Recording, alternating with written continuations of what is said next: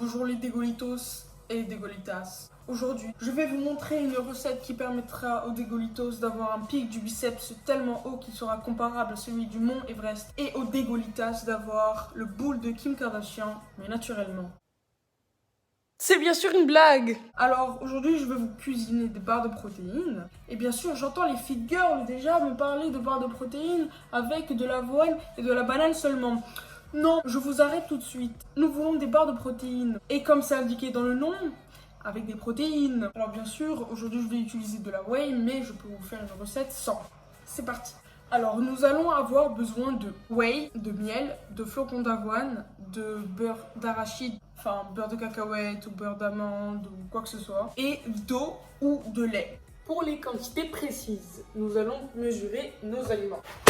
Les flocons d'avoine. Alors nous allons avoir besoin de 250 g de flocons d'avoine. On n'arrive pas à l'ouvrir. Yes. Pour les flocons d'avoine, c'est bon. Pour le deuxième aliment, donc le miel, nous avons besoin de 30 g, voire 40 g. C'est comme vous voulez. Parfait. Oh. Le troisième aliment, le beurre de cacahuète. Nous allons donc avoir besoin de 40 g de beurre de cacahuète, de beurre d'arachide, beurre d'amande, enfin bref. Et enfin 80 g de whey.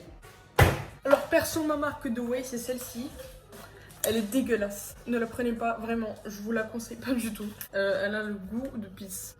Mais en tout cas, pour les personnes qui aiment boire de la pisse, je vous conseille celle-ci. Mais pour les personnes qui aiment boire de bonne whey, je ne vous la conseille pas du tout. Alors le dernier ingrédient, c'est tout simplement 10 centilitres d'eau.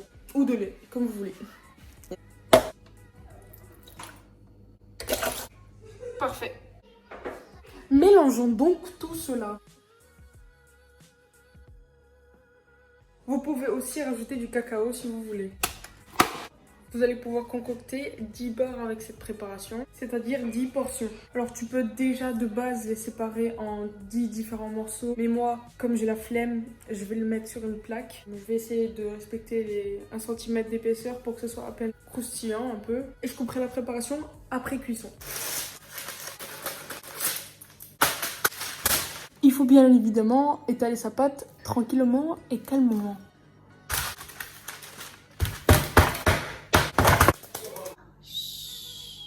Lorsque vous avez bien soumis votre pâte à votre force herculéenne, il faut maintenant la fourner. Il faut maintenant attendre 10 minutes à une température entre 160 et 180 degrés, ça dépend de la texture que vous voulez. C'est prêt. Oui, je suis contente. Les valeurs nutritionnelles qu'apportent ces barres dans leur totalité, c'est-à-dire les 10 barres, sont de 1600 calories, dont 100 g de protéines, 200 g de glucides et 45 g de lipides.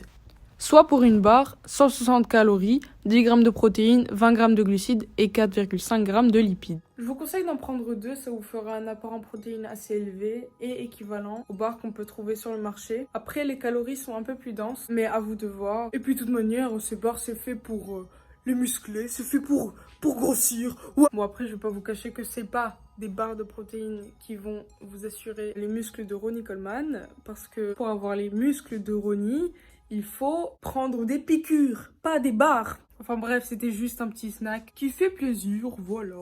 Et puis c'est pas dégueulasse. N'oubliez pas que pour rester en bonne santé, il faut faire du sport, manger bien et faire attention à son mental. Au revoir.